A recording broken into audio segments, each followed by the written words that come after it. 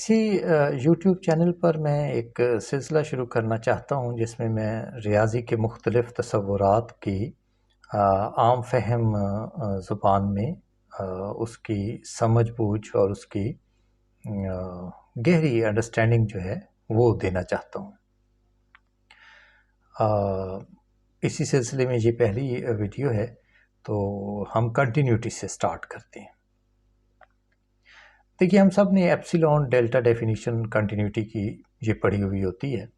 इसको ज़रूरत है कि हम इसकी जो एक बिल्कुल आहनी दीवार है, अलामती ज़ुबान है, वो इतनी जाइगेंटिक और इतनी मुश्किल नज़र आती है कि उसके पीछे छुपे हुए जो खूबसूरत मानी हैं वो अक्सर नज़रों से ओझल रहते हैं। तो आज हम उनकी वजाहत करने की कोशिश करते हैं।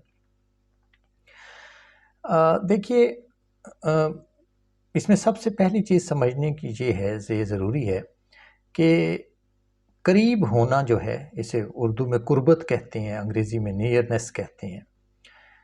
कुर्बत का तसव्वुर मुख्तलिफ़ हालात और मुख्तलिफ़ जगह के लिहाज से मुख्तलिफ़ होता है। मसलन मशरक़ी मुआशरे में ज़रा फ़ासला भी से भी अगर कोई दो अपोज़िट जेंडर्स खड़े हुए हैं तो हम उसको करीब समझते हैं।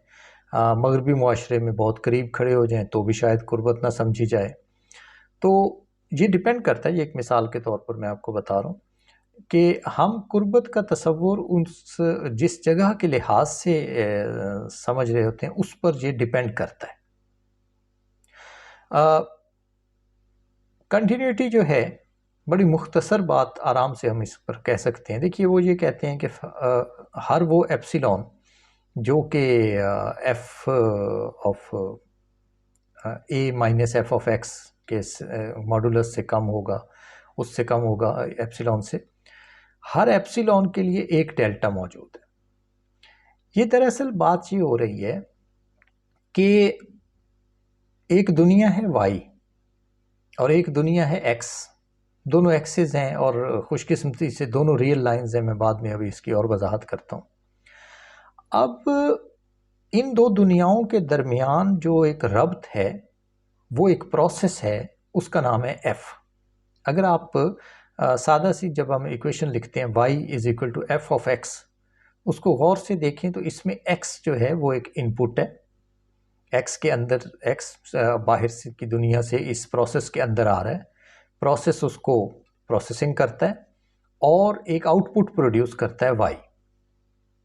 अब x एक्सिस इसमें से एक दुनिया है जो कि लकीली इनपुट्स हैं, और y एक्सिस एक दूसरी दुनिया है जो कि दूसरी आउटपुट है।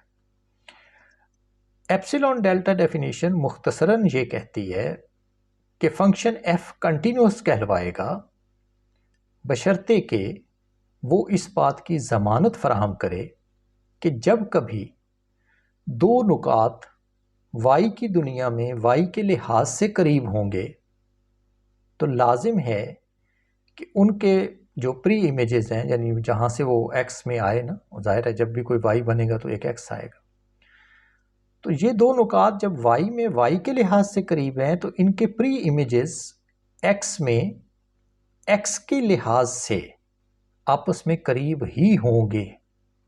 जब कभी फंक्शन f इस बात की ज़मानत दे दे कि कुर्बत को वो तहफ़्फ़ुज़ फराहम करेगा, प्रिजर्व करेगा, तो फंक्शन f जो है वो कंटिन्यूस होगा। देखें, जब हम आप ये कहते हैं कि for every epsilon there exist a delta where this delta depends upon the epsilon such that f of x minus f of a modulus is less than epsilon implies that x minus a modulus is also less than delta। अब y के अंदर कुर्बत का जो मेयार है वो epsilon है, जबकि दुनिया जो हमारी दूसरी दुनिया है x, उसके अंदर कुर्बत का मेयार डेल्टा है।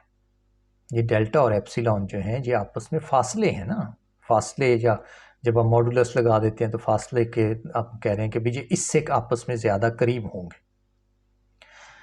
तो दोबारा आसान ज़ुबान में इसको तब्दील करते हैं कि कोई भी फंक्शन जो कुर्बत के तहफ़्फ़ुज़ की ज़मानत फराहम करे, ऐसे फंक्शन को हम कंटिन्यूस कहते हैं। अब अमूमी ज़ुबान में चंद बातें इससे और नताइज निकलते हैं, वो मैं आपके सामने रखना चाहता हूँ। अमूमी ज़ुबान में हम तसलसल से ये समझते हैं कि उसकी जो लाइन है वो आपस में टूटी हुई ना हो। जब कभी ऐसे फंक्शन का ग्राफ बनाया जाए तो वो टूटी हुई ना हो।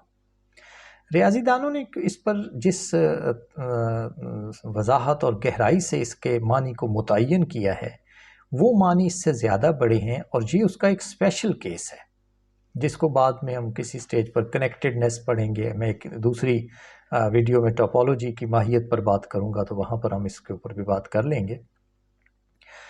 कनेक्टेड होना जो है वो एक ज़िमनी और ज़ैली नतीजा है तसलसल के इस तसव्वुर का। तसलसल का ये तसव्वुर जो ये कहता है कि तसलसल दरअसल कुर्बत के तहफ़्फ़ुज़ की ज़मानत का नाम है। वो इसका एक स्पेशल केस जो है कि आपको ऐसे फंक्शन को जब भी आप ग्राफ करेंगे तो उसकी लाइन आपस में टूटी हुई नहीं होगी। एक तो ये बात होगी।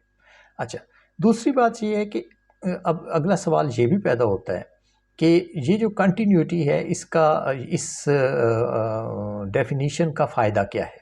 आपको पता है ये तकरीबन 200-300 साल की मुसलसल ज़हनी मेहनत का नतीजा है कि हमने कंटिन्यूटी जो है इसकी इस डेफिनीशन, इस तसव्वुर तक पहुँचे। न्यूटन ने ओरिजिनली जो काम किया था लिमिट्स के ऊपर, क्योंकि डेरिवेटिव भी एक लिमिट है, इंटीग्रल भी एक लिमिट है, रीमानियन सम जो है उसकी लिमिट है। तो लिमिट्स जो हैं वो उनकी रूह ये है कि वो तब मौजूद होंगी, तब वो एक ख़ास मुतय्यन कीमत हासिल करेंगी, फ़िक्स्ड वैल्यू हासिल करेंगी, बशर्ते कि फ़ंक्शन f कंटिन्यूअस हुआ तो। लिहाजा अगले कई सौ साल तक न्यूटन के बाद काफ़ी बड़े मैथमेटिशियंस जो थे उन्होंने इस कंटिन्यूटी के तसव्वुर को गहरा मुतालिया किया। तो इस कंटिन्यूटी का फ़ायदा जो है वो ये है, इस ये जो तसव्वुर है कि ये कुर्बत को तहफ़्फ़ुज़ फ़राहम करेगा, इसका फ़ायदा ये है कि ये आपके फंक्शन को सडननेस से बचाता है।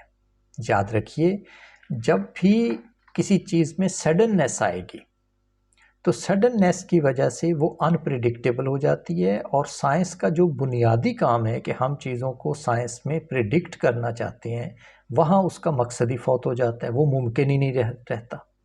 लिहाजा ये जो कंटिन्यूटी है ये इस बात को यकीनी बनाती है कि फंक्शन जो है वो अचानक अपना रवैया तब्दील नहीं करेगा और वो प्रिडिक्टेबल रहेगा। ये बहुत अहम नुक्ता है। इस चीज़ को आप दोबारा से गौर कीजिए। कंटिन्यूटी की इस डेफिनेशन का फ़ायदा ये है कि ये इस चीज़ को यकीनी बनाएगी कि फंक्शन में सडननेस नहीं पाई जाएगी, और जब सडननेस नहीं होगी तो वो प्रिडिक्टेबिलिटी उसके अंदर आ जाएगी, वो प्रिडिक्ट हो सकेगा। एक सड़क पर अचानक एक आदमी जा रहा है और उसके पीछे दूसरी गाड़ी आ रही है और वो बहुत ही अचानक 90 डिग्री का टर्न ले लेता है, तो पिछली वाली गाड़ी बड़ी ज़ोर से आके उसको लगेगी। इसने सडन अनप्रिडिक्टेबल हो गया, इसने सडननेस का इजहार किया। इसके अगर आप जो ट्रेजेक्ट्री है चलने की वो अगर आप ट्रेस करें तो इसने सडनली जब टर्न लेगा तो ये उसकी वो अनप्रिडिक्टेबल हो गया और नतीजा हादसा होगा।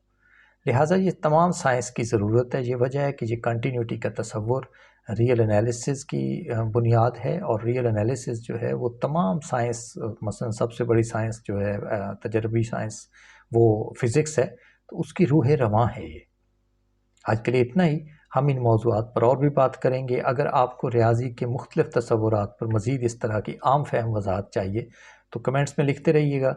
मैं इंशाल्लाह कोशिश करूँगा कि आपको ये चीज़ें जहाँ तक पहुँचा सकूँ। शुक्रिया।